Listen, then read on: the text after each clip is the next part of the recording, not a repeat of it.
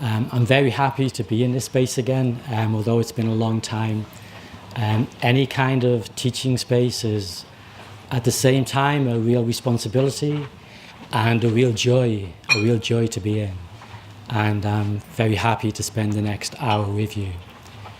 But at the same time, I have this feeling that nobody in this room, including myself, wants to be here. Yeah, I have this feeling that we all want to be somewhere else. Yeah, and it's my hope that even if only in our imagination, even if only in our dreams, even if only for a few seconds in the next hour, we'll be in that somewhere else. Yeah, or we'll catch a glimpse of that somewhere else, and we may at the end actually want to really be here. I'll expand upon that a little bit more in the first half of my talk. I'll come back to that point.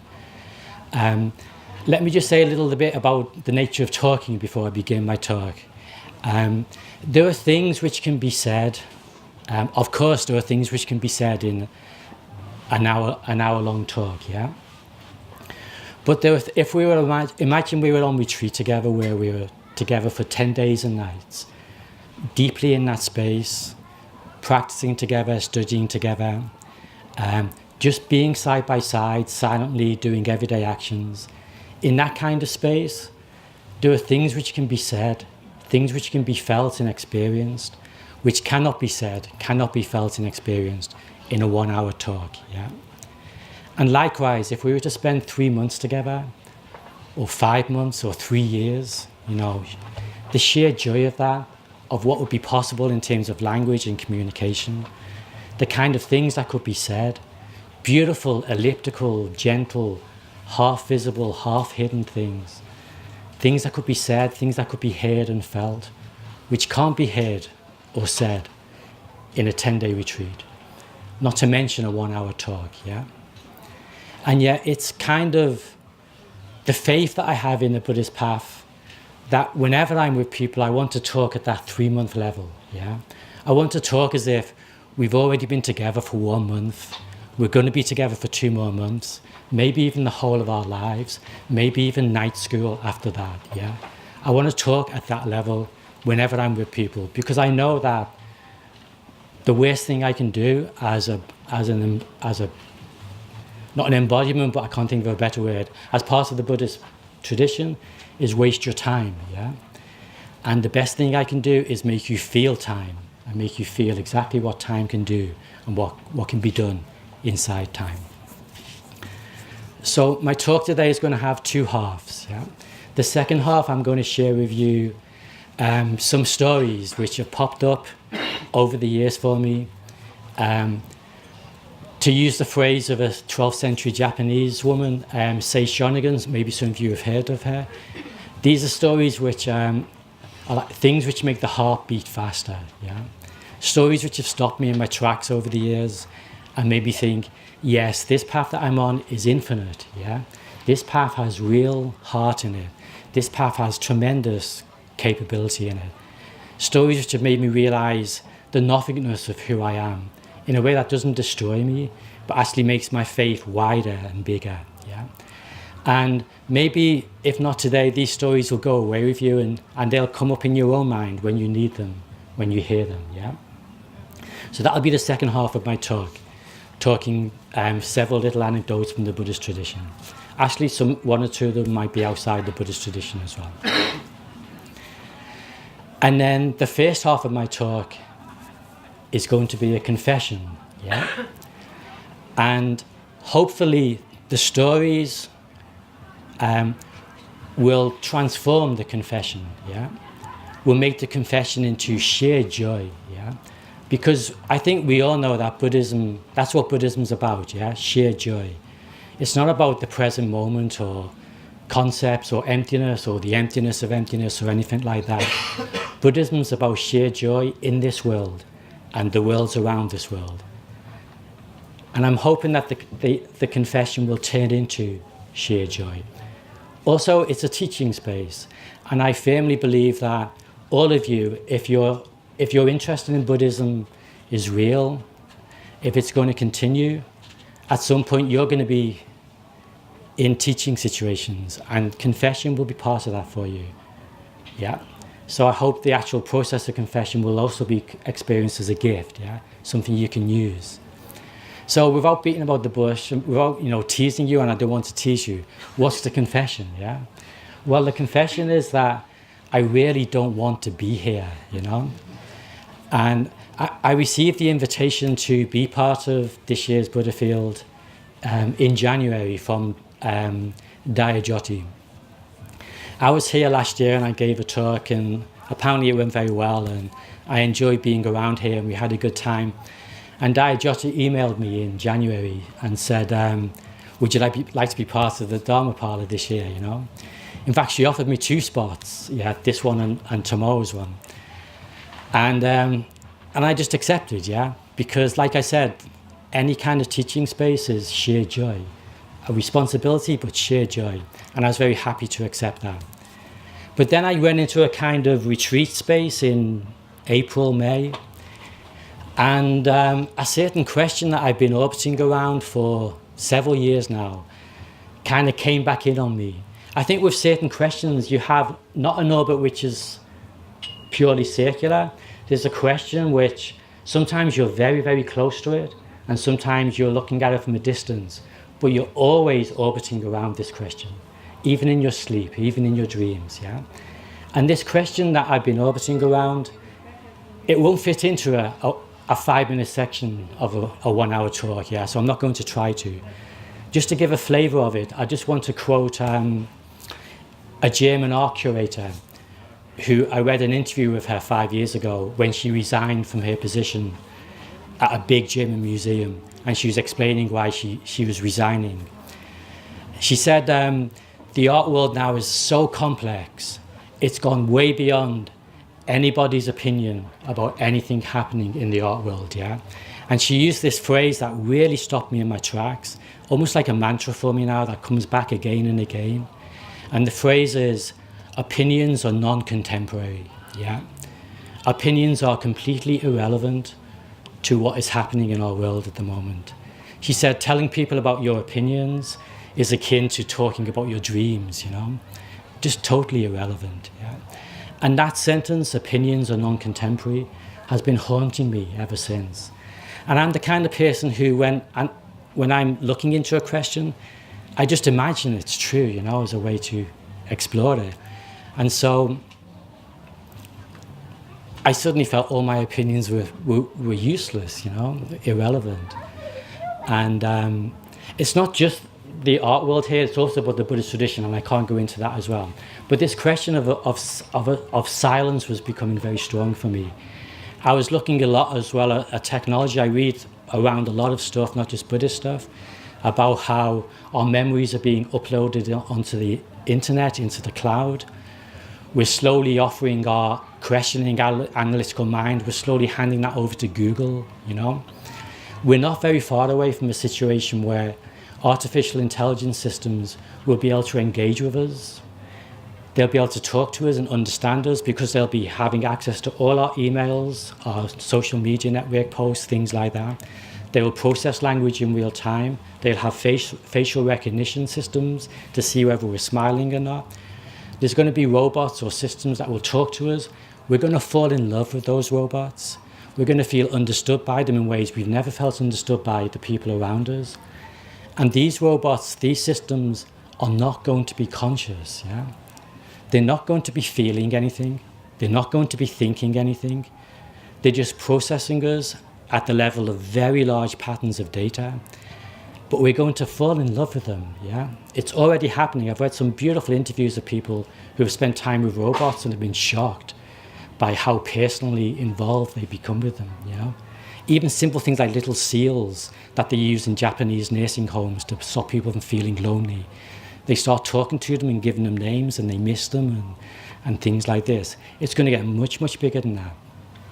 But these machines are not going to be conscious. So this question of silence has been haunting me for like years now. And I'm actually on the side of the machines in this dialectic. I want to know what's happening in the machine, To better just to be in that world when it comes. And even to be a Buddhist practitioner in that world when it comes. Maybe even to be a Buddhist monk in the 22nd century in that world when it comes. I would love to do a silent retreat with a robot, you know. I'd love to do a 3-year solitary retreat with a robot and talk to it and be with it and just see what happens. Whether that chance to come my way, I don't know, yeah? So this question's been kind of haunting me anyway. And it became real for me. So I wrote back to Dai Jyoti and said, hey, Dai Jyoti, I've actually got nothing to say, you know.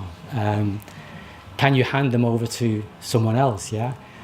But she was really sweet about it. She said, Shenyen, don't worry, you know, it's really nice having you around, and just read a poem if you want, you know, or just tell a story, or just meditate, you know, it'll be okay. And I'm kind of dopey as well, you know, as soon as she asked me a second time, I just said, okay, I'll come, you know?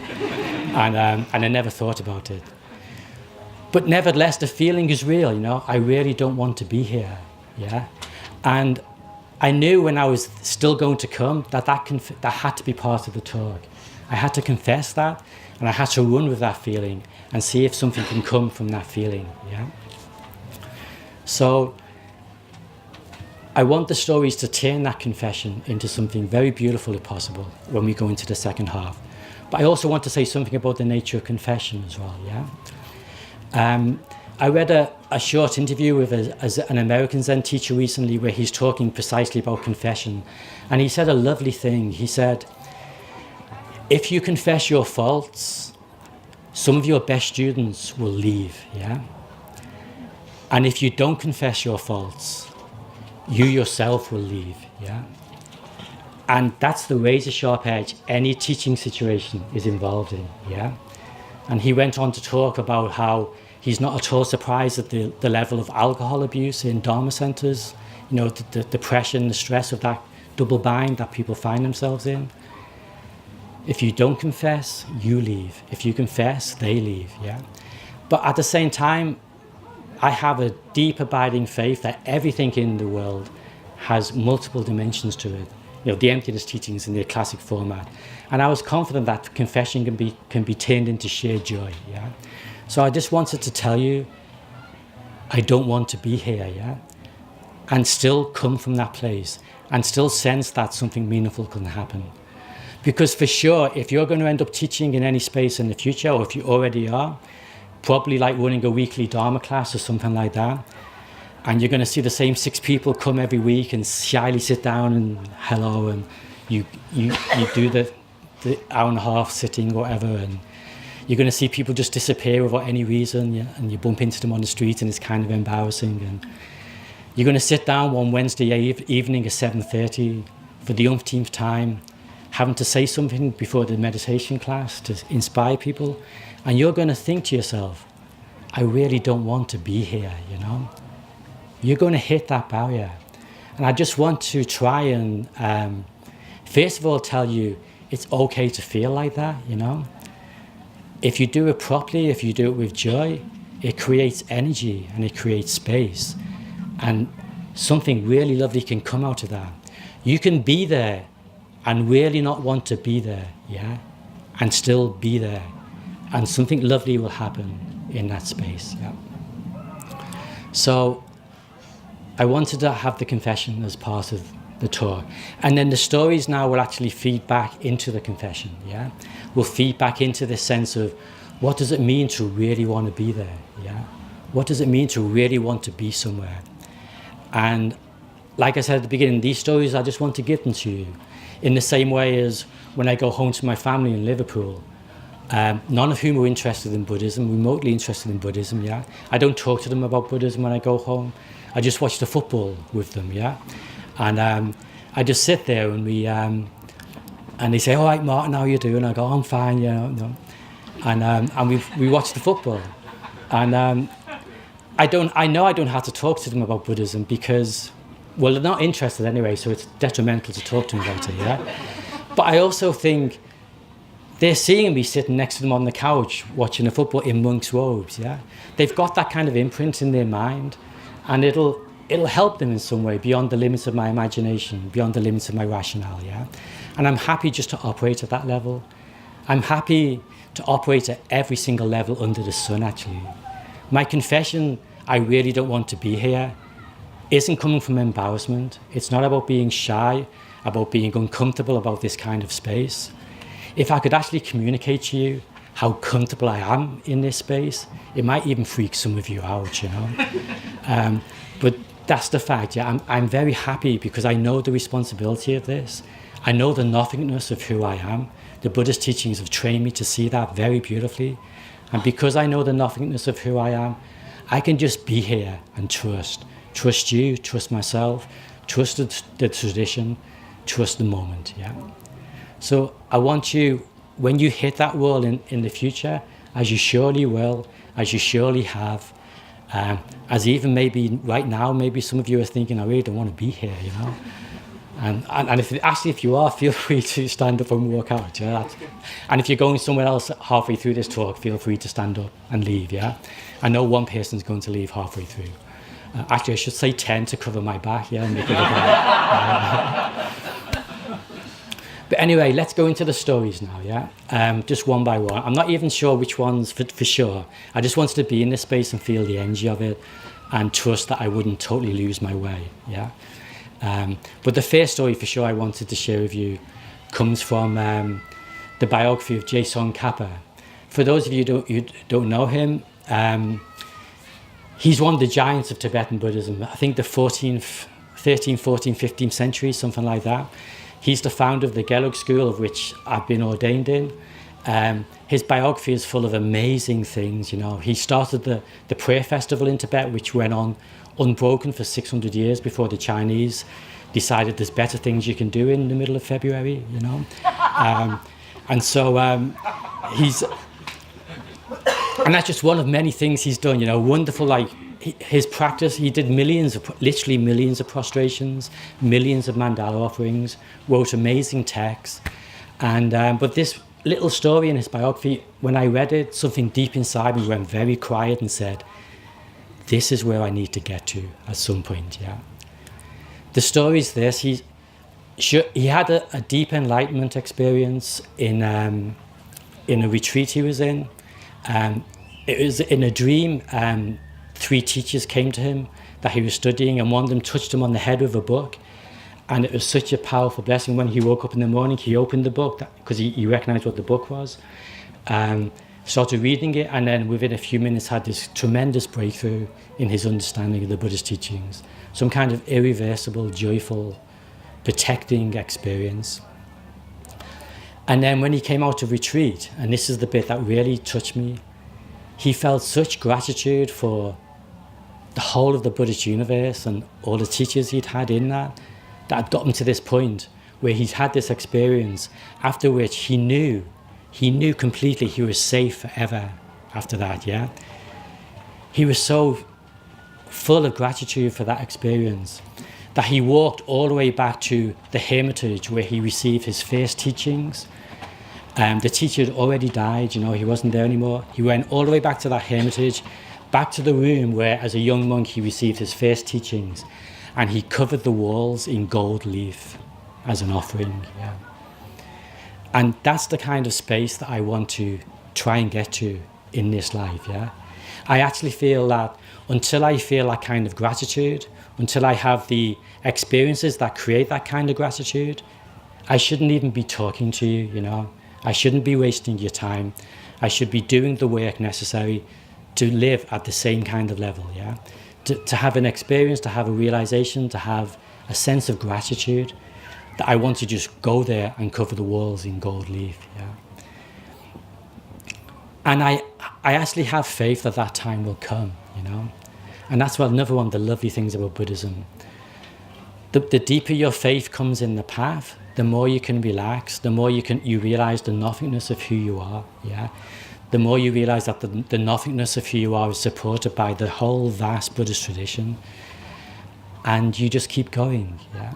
I know in my heart that one day I won't do literally what Geshe Kappa did. You can't copy people at the material level, at the physical level. It doesn't work, yeah.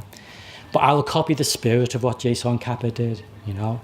It won't be a wall covered in gold leaf. Maybe it'll be an Instagram post or something like that, but it'll be something that'll be absolutely right for me, yeah. I'll feel such gratitude, and I'll be following in Geshe Kappa's footsteps at that moment, yeah. And I'll have a sense that I'm on my way. And this feeds into the whole notion of teaching as understood in the tradition in Buddhism. I don't know of any Asian models where you would teach unless you have actually formally asked to teach by your own teacher. Yeah, and there are some schools of Buddhism where they wouldn't ask you to teach until you'd had that kind of enlightenment experience. Yeah, and I really feel the truth of that and the weight of that on my own shoulders. Yeah. At the same time, we're in the 21st century and we're doing it for ourselves, to use a phrase. Yeah. But there's real dangers as well in do-it-yourself Buddhism. Yeah. However sincere and disciplined we are in that, I think, and I've kind of got one foot in both camps. You know, I'm in the 21st century. I'm wandering around in my own culture now, trying to study the Buddhist teachings and trying to embody them and share them with people. And at the same time, I've got one foot in the tradition which says nobody teaches until they've had an awakening experience. Yeah, and I'm just trying to digest both sides of that. Yeah, and so sometimes I'm very happy to be in this space and just share whatever I have to share with you. And other times I think I've got to get out of here. You know, I mustn't do this. You know, it almost feels wrong. Yeah. But by being here, paradoxically, I can remind people that it's wrong, you know, and it's very delicate space to be in, but I trust it. Yeah, I just trust that this is what I'm supposed to be doing. But I want to get to that point where my sense of gratitude to the Buddhist path is as strong as Jason Kappa's, and I'm not at that point yet. So I'm not the teacher that you need. Yeah, I'm not the teacher that you're looking for, consciously or unconsciously. I'm just here to remind you of that fact. And I hope and I pray that you find not just teachers, but communities and situations and texts and films and songs, but everything you need to move you in the right direction. Yeah, I'm not that person. So that's the first of the stories I wanted to share with you. And then the second one is also from a biography of a Buddhist teacher. This one's closer to home, from the 20th century. And it's a story I read once by a student of Chogyam Trungpa. He was talking about how Chogyam Trungpa was chatting with all his students one day, and Chogyam Trungpa was telling his American students about all the wonderful teachers he'd had in Tibet. This Lama was wonderful for this and this Lama. And then he mentioned one Lama, I can't remember the name unfortunately, but he mentioned a Lama who, he said, and Lama so-and-so, when we were leaving Tibet to go into India to escape the Chinese, we all came over the Himalayas, but he decided just to walk towards China, you know. Like this Lama was really into the Lojong teachings, which talk about making life difficult for yourself, yeah. Like, go to the places that scare you and lean into the sharp points. So they're all leaving to go to India, and he goes, I'm off to China, you know, and just starts walking towards China. And that's it, that's the story, yeah. And then Chogyam Trungpa stops, and then there's this silence, and all the students are like waiting for the story to continue, you know. We're cinema kids, you know, we have like stories, and they have happy endings, or even painful endings, but endings, yeah. And so they kind of imagine, you know, what happened next? You know, did he somehow invisibly with his magic Tibetan powers pass through the Chinese lines and find a little village and then teach there silently for 50 years and die happily? Or did he get arrested and imprisoned and tortured for 27 years and then dumped on the border and sent into India, where he finally met all his friends 27 years later? Where have you been? You know, and come on in, and you know, what's the end? You know, and Chogyam Trungpa just said, we don't know. We never heard anything about him again. Yeah. End of story. Yeah. And again, something deeply inside me. Oh, I'm tapping the microphone. Again, something deeply inside me. My radar said, there you are, yeah. You must remember this, yeah. You need to be at that level at least before you can really help people. You need to be able to walk towards your own death if necessary, yeah, or at least an adventure along the way, you know. But you need to be able to walk into the nothingness, into the unknown. And I'm not at that level yet, yeah. And I want to be at that level.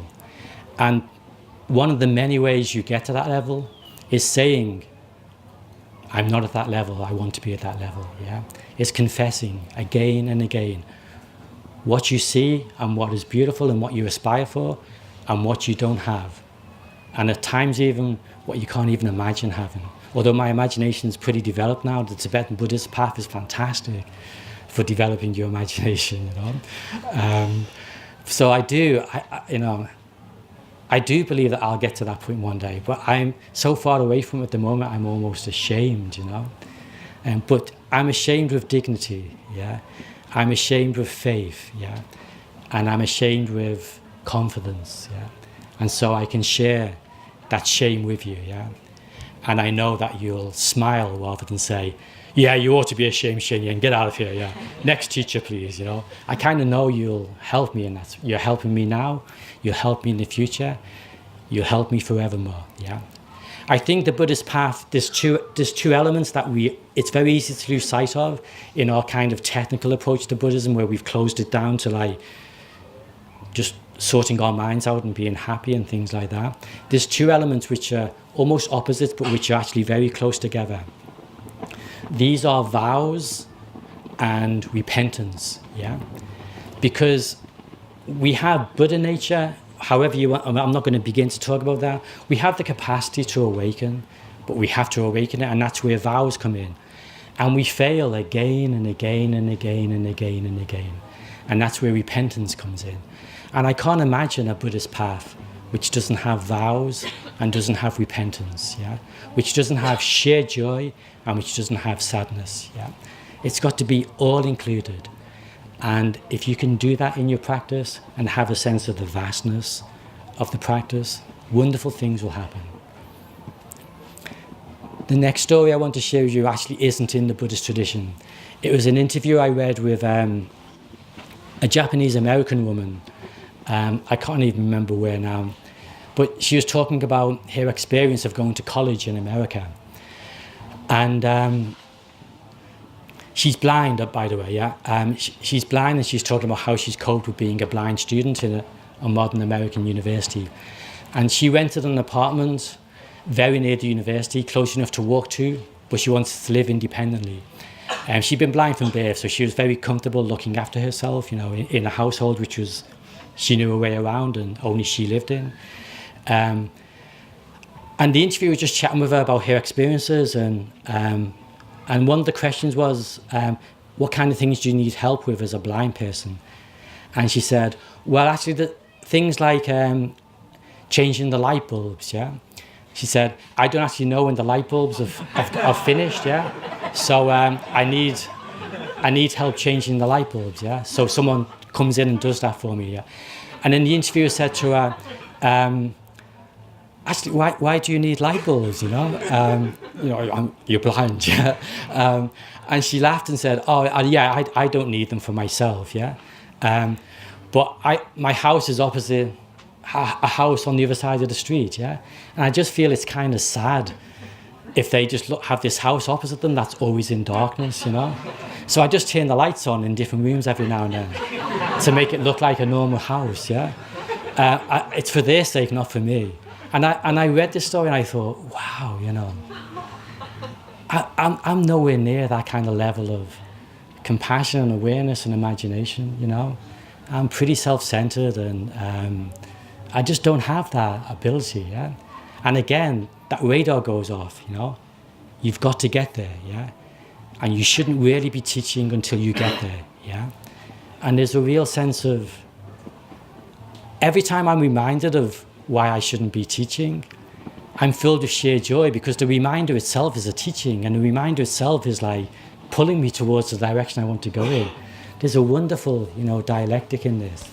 And so yeah, her reply just stopped me in my tracks, yeah? And the last story I want to share with you is, I don't know if any of you had the plastic folder where it told you what the talks are going to be about. Because I didn't actually want to talk, yeah, I was kind of said, can I just make my mind up on the day, or, you know, a few days before? And I said jokingly to the organisers, if you need to put something in the folder or print out, just say, a talk by Tenzin Shenyen. We've no idea what he's going to be talking about, but he's presently reading books on Chernobyl, the body in pain, and a book called Nothing is True, Everything is Possible, yeah? And then they actually put it in, you know, I thought they were just like, you know, they'd smile and go, oh yeah, Shenyen's being Shenyen, yeah, but they actually put it in one of the folders.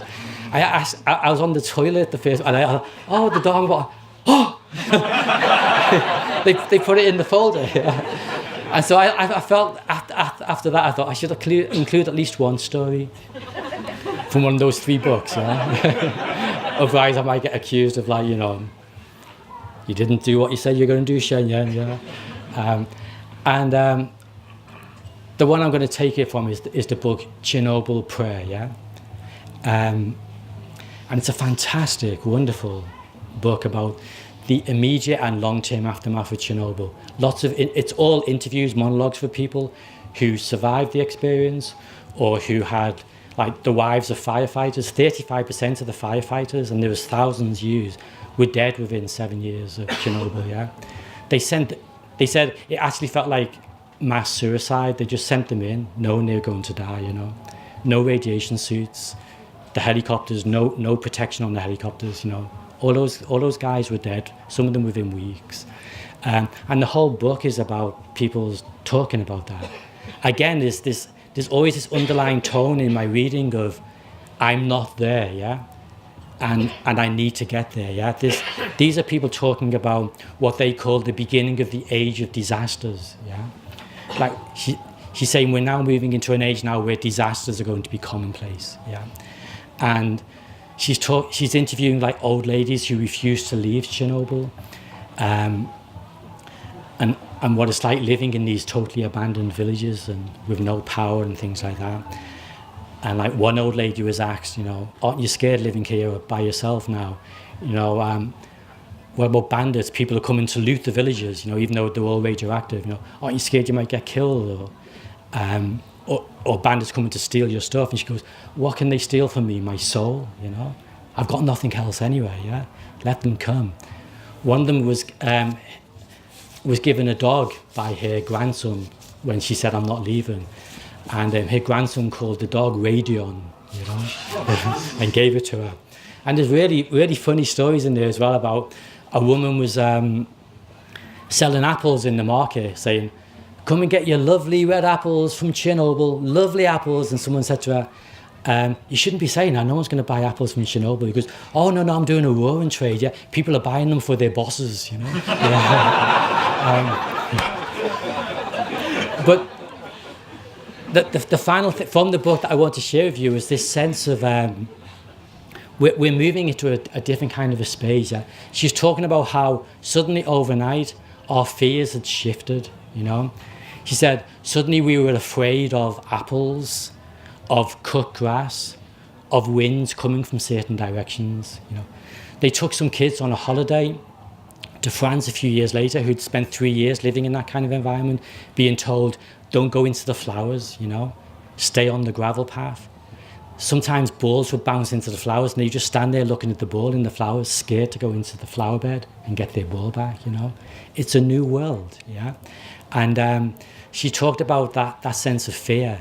You know, now we're frightened of a wind from a certain direction, an apple, dew on the grass, cut grass lying around.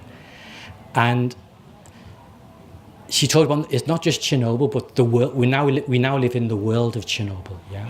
So all these things, where I started off at the beginning about robotics and how we may end up talking to machines in the future, falling in love with them, and there's nothing happening there, yeah.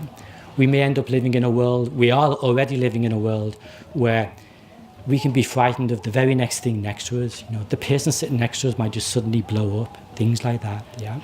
We're moving into that kind of world, and we need to practice in that kind of world. At the same time, we need to develop an oceanic sense of skill and joy and practice and realization to operate in precisely that kind of a world which is changing so fast, yeah, so incredibly fast, where forms of technology already in our lifetime have shifted dramatically, and we will change every 18 months, every 5 months, every 3 weeks in the future. And I just want to leave with a sense of there are stories that will come to us from all different directions. And if your radar is switched on, you'll just take them in. You'll let them stay in the mind, and you will let them grow and then speak to you when the time comes.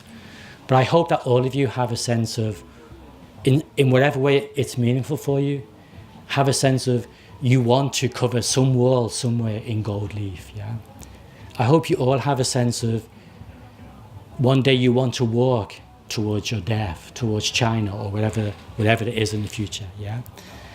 That you aspire to be able to change light bulbs that you've never seen yourself. Yeah. I hope we all kind of nurture that sense of practice, and in a very imaginative kind of way. And so they're the stories I want to limit myself to today. If we were here for 3 weeks or 3 months, this would be going on night after night amongst beautiful sitting practice and working together and being together. And I hope also that will happen one day. Yeah. In fact, every night I make prayers that even when I'm alone in the forest, I talk to the spirits in the forest, saying, I hope we practice together sometime in a pure land where we can smile with amazement and joy at the accuracy and extensiveness of our practice. Yeah, I don't want to be in a world of 1-hour talks. Yeah, I do not want to be in that world, but it's part of the bigger world, and so I do want to be in that world.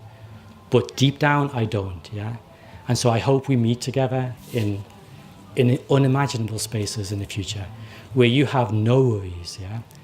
No boss waiting for you to come back from Buddhafield in 5 days' time, none of that. I hope we can practice together with sheer joy in a landscape that at the moment we can't even imagine. Yeah, I'll try and get there, and I hope you'll try too. Yeah.